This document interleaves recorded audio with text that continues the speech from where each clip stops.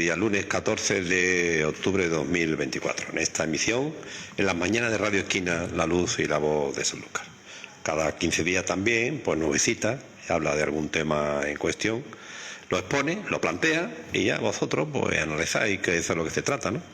Juan Antonio Ruiz, bienvenido a la radio. Buenos días. Buenos días. Bien, ¿no? Cuánto me ha encantado venir como vengo algunas veces un ratito antes y escuchar que sí, ¿no? a alguna gente como este hombre que está hablando. Cuánto he aprendido sobre la manzanilla, sobre el cultivo y fíjate que al final la conclusión puede estar en muchas cosas que hablamos aquí, y es que cada día hay más bodegas que se cierran y finalmente se convierten en apartamentos turísticos como las de Banda Playa. Yo tengo la sensación de que se va a producir o se está produciendo una burbuja en el tema turístico que va a reventar. Y la forma de reventar es que va a haber tanta oferta y la demanda, si es la misma o en algunos momentos determinados puede ser que baje mucho por razones como la pandemia u otras razones. Mucha gente ha invertido mucho dinero en edificios completos de apartamentos y al final pero nos quedamos sin bodegas. Se va todo el garete. Y un sector productivo, porque al fin y al cabo el sector de apartamentos turísticos, hoteles, no es un sector productivo en sí mismo, es un sector de servicio. Es decir, no coge ningún asunto primario y lo transforma en otra cosa con más valor. Si acaso cogemos el sol, cogemos la arena de la playa y lo convertimos en algo de más valor para quien tiene la propiedad del edificio. Y sin embargo vamos abandonando sectores productivos, ¿no? como el del vino. Bueno, antes de hablar de tu exposición, que hoy nos trae te hace la pregunta, ¿un estado dentro de otro? Sí, soy pesado con algunos temas. Tú sigues opinando, tú tienes la libertad de opinar. Ese tema de iglesia, Estado... Tú tienes la libertad de opinar, amigo mío. Yo algunas veces me pienso, porque escucho gente que viene y habla de cosas muy concretas del ayuntamiento, de la gestión municipal y tal, digo... yo hablo de temas a veces que pueden sonar un poco etéreos, un poco no relacionados con la vida directa y cotidiana de la gente, pero creo que es importante reflexionar. No ofenda a nadie, no te inventes historias malas, ¿no? Tú es tu opinión, tu convencimiento y tu idea, ya está. Pues esto es, no sé, tratamos de darle un poquito de... Otra forma de plantear, cada uno tiene su opinión, ¿no? Bueno, tenía previsto la Caza Algarabía, un encuentro del Bajo Guadalquivir, un tema muy interesante alrededor de las embarcaciones tradicionales, etcétera, etcétera. Lo tenía previsto para el 12, pero ya el otro día anunciamos que lo ha aplazado hasta el día 26. Eso es. ¿Qué motivo? ¿Por qué? Dos motivos. Uno es que mucha de la gente que pensamos que es muy interesante que exista, nos plantearon que el 12 era inviable porque al ser fiesta ya tenían planes familiares o de otro tipo, por ejemplo como el presidente, el patrón mayor creo que se llama. Sí, el patrón mayor. A veces me confundo, digo el presidente. El otro día estuvo aquí. Y otra gente que me parecía que era interesante su asistencia, de alguna manera nos pidieron que lo pudiéramos cambiar. Bien. Y después, como se ha demostrado, el riesgo de hacer en nuestro patio, que es a cielo abierto, aunque tiene la galería, pero hay una parte que si llueve se limita mucho el aforo. Así que, como tenemos una colaboración abierta con el Círculo Artesano... lo vayas allí, vale. Lo vamos a hacer en el Círculo Artesano el día 26 a la misma hora, a las 6 de la tarde. Y estamos muy ilusionados porque yo creo que ha creado una expectativa entre gente que estaban ahí, que está relacionada con el patrimonio histórico naval de este pueblo, pero no estaban conectados o no había ninguna iniciativa para conectarlos, ¿no? Entonces, por ejemplo, el Pericache, que está ilusionado, que esta tarde lo voy a ver porque en el centro de adultos en el tema de patrimonio nos va a dar una charla de clases de madera para la artesanía, la carpintería, etcétera, y lo voy a saludar. Juan José García, quiero recordar, el autor de Marejada, también está hablando con él y está muy interesado en participar. Buena parte de las familias relacionadas con la carpintería de Rivera, Cristóbal Anillo, que está también muy relacionado. O sea, hay bastante gente del mundo. Oye, todos de mi historia de Bajo Guía, todos los que han nombrado, Bueno, tú estás invitado también. Hombre, yo quiero este tema, en fin, bueno. Radio Esquina nos sentimos orgullosos de promover todo esto porque al final se ha conseguido entre todo que ¿no? Claro. Haya convergencia. Mira, yo te mandé una foto este fin de semana. Sí. En la que yo estaba en un barco detrás del jefe de la casa de los samuráis, el descendiente de aquellos que llegaron a Corea del Río en 2014 para celebrar el 400 aniversario de la llegada de la expedición Keisho, que es como se llamaban el grupo de samuráis que llegaron a Corea del Río enviado por su señor feudal, Date Masamune.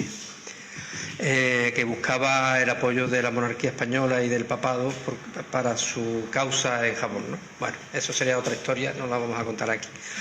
Y aquello era la culminación de un proyecto que era poner en valor, recuperar la tradición de construcción naval en madera, de navegación por el Guadalquivir, desde Corea del Río. No sé si esto se va a quedar, este encuentro que vamos a tener en los próximos días, se va a quedar una cuestión nostálgica. Bueno, estaría bien, ya solo eso, de que se encuentre gente que ha estado en ese mundo y que le pueda compartir sus experiencias. Pero queremos dar como dos saltitos adelante.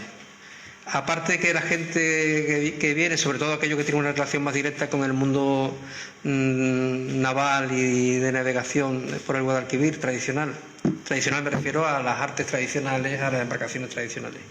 Es realmente que me gusta tu conversación porque eres muy respetuoso. Puede ser que no coincida contigo, pero expone muy bien la cosa, muy respetuoso. Que eso dice alguien, ¿no? Sí, varios.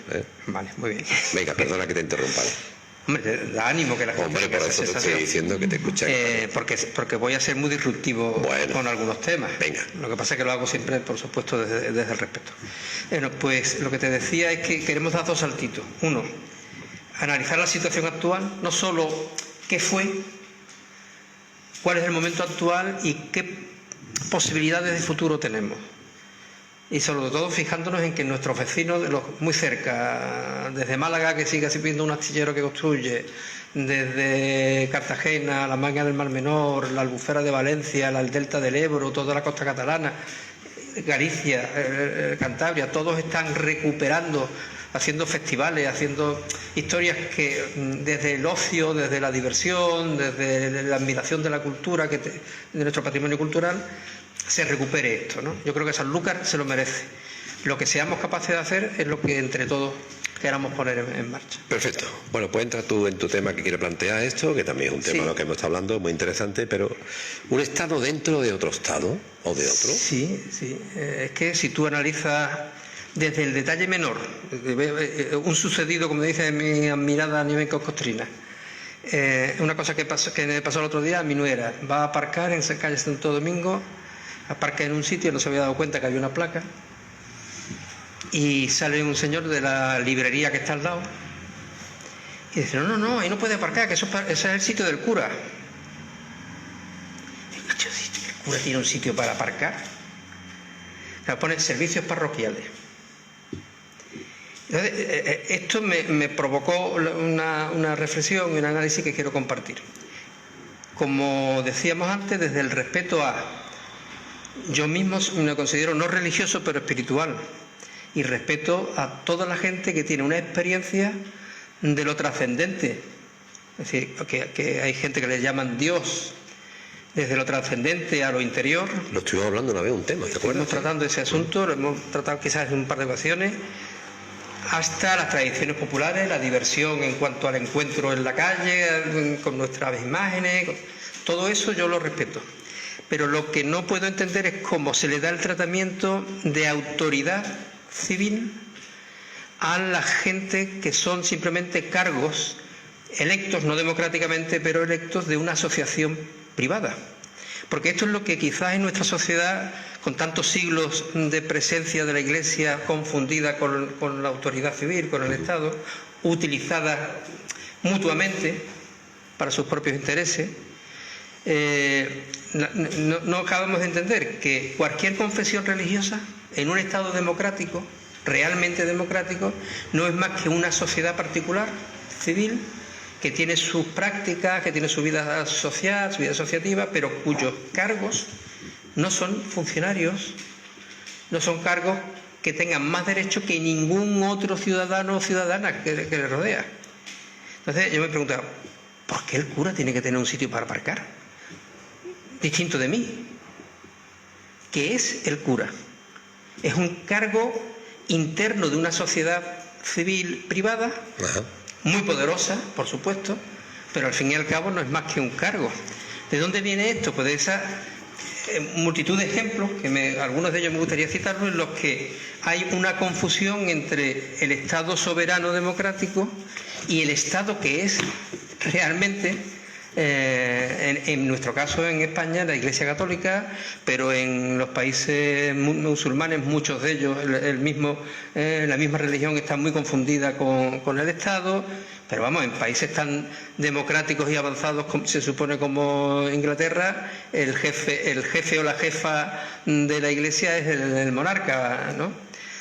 Ese tipo de cosas son reminiscencias de un pasado que tendríamos que ir superando. No te cuadra a ti eso. ¿No? Es decir, que el rey de España, algunos de los actos fundamentales de su parafernalia, sea con la Iglesia Católica, en un Estado constitucional a confesional, no me cuadra. Bueno, eso sí, no hablamos ya, que los quiero citar, del desfile del Día de la Hispanidad. ¿Por qué siempre para una parte de esta sociedad española la celebración de la identidad como país tiene que hacerse a partir de un desfile militar? ¿Es que lo militar es lo único que la define como nación? Yo creo que celebrar el Día de España, en este caso, podría estar relacionado con un homenaje y un encuentro de las autoridades del Estado con las entidades solidarias, con las entidades científicas, con educadores, con la gente que se dedica al cuidado de los demás en el mundo de la sanidad, etcétera, etcétera. Esos son los que hacen Estado. Eso es lo que hacen Estado de bienestar y del que la población se pueda sentir orgullosa. Ahora, celebrarlo con una conmemoración militar, parece que todavía estamos anclados en el pasado en el que éramos un imperio, en el que conquistábamos, colonizábamos. Mira, en Sevilla todos los años, en esta fecha, hay un encuentro de las distintas comunidades nacionales que viven en Sevilla, que son de Perú, de Colombia, de Venezuela, de Ecuador, etcétera. Hacen un desfile con sus vestidos tradicionales, luego hay una comida comunitaria. Para mí eso sí que es celebrar una comunidad, un país diverso, un país en el que participamos no solo los que se supone originarios del país, sino la gente que forman parte de nuestro país también, que han venido de fuera, que están aportando todos los días trabajando, que están aportando todos los días cotizando, colaborando. Entonces, yo creo que hay que dar un salto adelante en nuestra democracia en respecto a, si tú quieres celebrar el Día del país, celébralo, pero de otra manera, no tan casposamente, y así lo digo, como un desfile militar. Por cierto, que tuvimos un desfile militar aquí este fin de semana. Templarios. Ah, bueno, sí, los actos de... Otra procesión más. ¿No te gusta a ti los templarios? Mira, no, de entrada. Pero ahora voy a hombre, argumentar, claro. Voy a justificar. Claro. Oye, que no es ni bueno ni malo, que no te guste y ya está, como a mí no me gusta otra cosa. Yo tengo mi posición personal, como antes hablábamos, claro, y me la parece comparto. bien. Después de ver las imágenes del desfile, me puse a refrescar, a investigar un poquito qué eran los templarios. Claro, los templarios, que seguramente el 99% de los que desfilaron ayer, creo que fue, ¿no? Lo hicieron como diversión, no tenían ninguna otra intención. Pero siempre hemos hablado aquí, yo siempre lo planteo, que lo simbólico tiene más importancia de lo que nos parece. Los templarios eran el brazo armado del Papa.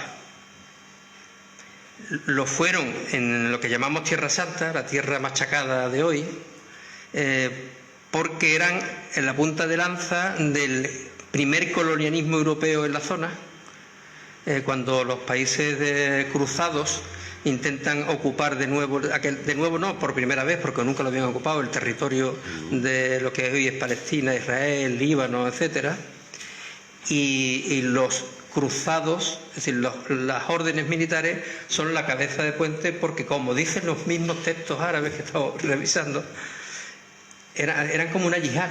Ahora nosotros descalificamos mucho la yihad, ¿no?, de los musulmanes, que es la lucha por la fe.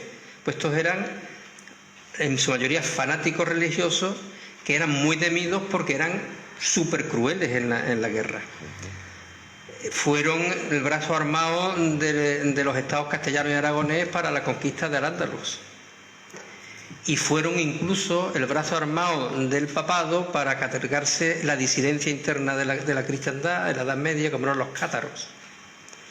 Con lo cual, una expresión que también hemos hablado muchas veces aquí de la fe a través de un brazo armado, cruel, violento, rechina. ¿Que los que lo hacen hoy lo hacen por pura diversión? Muy probablemente. Pero a mí todo lo que tiene una reminiscencia y una simbología que me rechina, me cuesta. Y, aparte de tus motivaciones de diaria, ¿qué te ha llevado a traer aquí que un Estado dentro de un Estado? Claro, mira, se le ha dado el carácter a la autoridad eclesiástica, insisto, que no es más que una asociación civil más, de funcionarios para que en las escuelas puedan formar a nuestros niños catequéticamente, cuando eso es algo que debería hacerse exclusivamente en el ámbito privado de esa asociación. Los domingos por la mañana después de misa, los padres que quieran que sus hijos aprendan los fundamentos de esa religión lo llevan a la catequesis, pero no en nuestra escuela pagada por todos. Son profesores tratados como funcionarios, reciben un sueldo del Estado. En la legislación franquista, que tendría que haber sido derogada con la Constitución y que ha seguido aplicándose con la ayuda de Aznar, que también hizo algún cambio legal en ese sentido, más de 35.000 fincas fueron inmatriculadas. Te sonará el tema de las inmatriculaciones de la Iglesia. La mitad eran templos, monumentos públicos, como la Giralda o la Mezquita de Córdoba, que han sido inmatriculadas porque se le daba la potestad de ser registrador o notario a un eclesiástico. Otra consideración de que es Estado, cuando simplemente es alguien elegido por alguien, no democráticamente, elegido por alguien de arriba, para hacer una función X dentro de esa asociación. Y se le da desde el Estado la prerrogativa de decir, esto es nuestro. Y lo reconoce la ley porque le han dado la prerrogativa de registrador. Y así, como decía antes con el del aparcamiento, hay cantidad de historias en las que nuestra autoridad eclesiástica se siente con la prerrogativa de actuar como una autoridad dentro de este Estado. Hasta el punto que, de hecho, el Estado Vaticano es un Estado reconocido como Estado, y en las iglesias, en algunas, Santo Domingo por ejemplo, aparece la bandera del Vaticano al lado del altar. No es como la intromisión de otro Estado en el nuestro. Y una de las cosas que yo viví de pequeño, bueno, a lo mejor te pasó a ti también, porque somos de la misma quinta. La gente que en el instituto destacábamos, de alguna manera, pues había algunos chicos encargados, o chicas en su caso, de contactar para que fuéramos al Colegio Mayor del Opus Dei, para que en el futuro, si entrábamos en la obra y cumpliéramos una función como abogados, como jueces, como médicos, como lo que fuéramos, de alguna manera actuaba como una especie de Estado dentro del Estado, con una red de influencia en función de sus intereses. Fíjate si es tan poderoso es lo que esta gente consiguieron, que hasta el mismo Papa ha tenido que dar un golpe de Estado en su sede, en Torre Ciudad, en Madrid, para intentar controlarlos.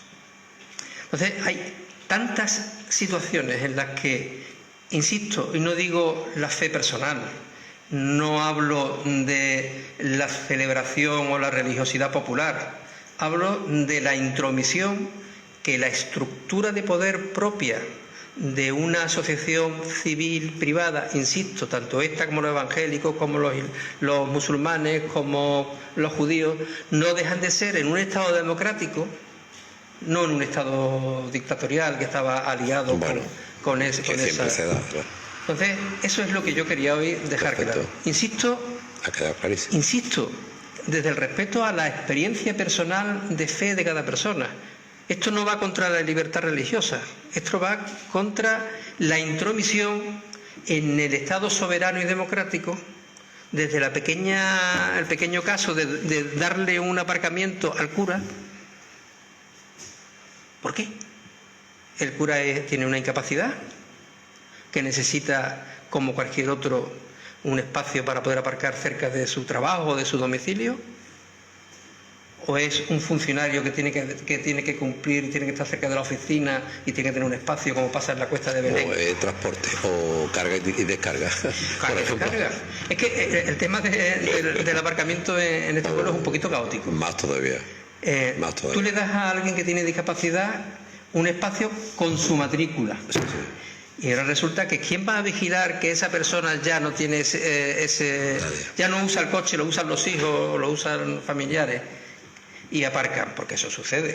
Cuando es mucho más razonable que tú reservas X espacios cada X metros para personas con movilidad reducida tengan un espacio. Y que tengan su tarjeta. ¿Vale? Y que tienen que ponerla en el coche. Sí, señor. Por otra parte. O en la misma calle Santo Domingo, una tienda que no es que ya tiene espacios de carga y descarga, tiene reservado un espacio que no es de acceso de vehículos. Ciudad sin ley. ¿Eh? Ciudad sin ley. Entonces yo no comprendo. Una ciudad sin Esto ley. es que quien más capacidad tiene de influir en el concejal de turno, en la... Ciudad sin ley, Juan. Somos una ciudad sin ley. Aparte de la picaresca es que aquí... Si tuviese yo la última odisea que tuve de un aparcamiento discapacitado, lo que tuve que hacer... Pues tú lo usas, supongo. Claro, cuando utilizo pocas veces el coche, pero lo utilizo. Pero esto es una ciudad sin ley. No tú esperas que venga...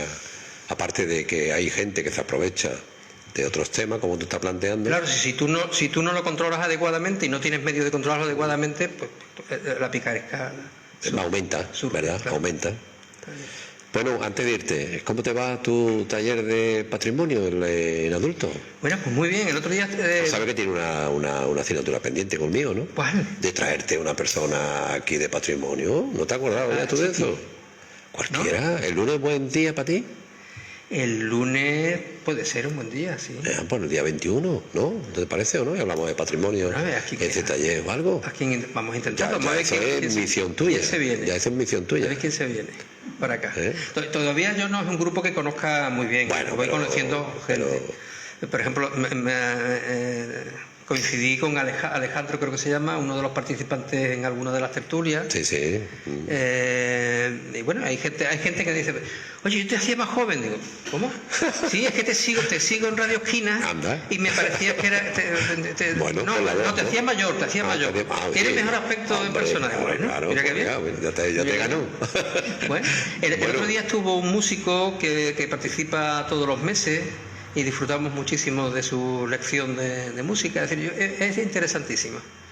Y esta tarde a cochar pericache con las maderas para la artesanía. Te va a encantar.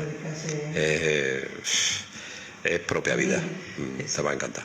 Siempre así. La primera vez que yo lo conocí era pocos días después de mudarme a Sanlúcar, hace ya casi 7 años, y estaba él en la confluencia entre la calle Carril San Diego y la calle Santo Domingo, enseñándole a alguien, y yo me acerqué y empecé a contármelo a mí también, cómo se había recuperado, en la esquina al lado de la farmacia de Barbadillo, cómo había recuperado la fachada, las pinturas de las fachadas anteriores y toda esa historia. Yo lo conozco hace 50 años, o más de 50 años.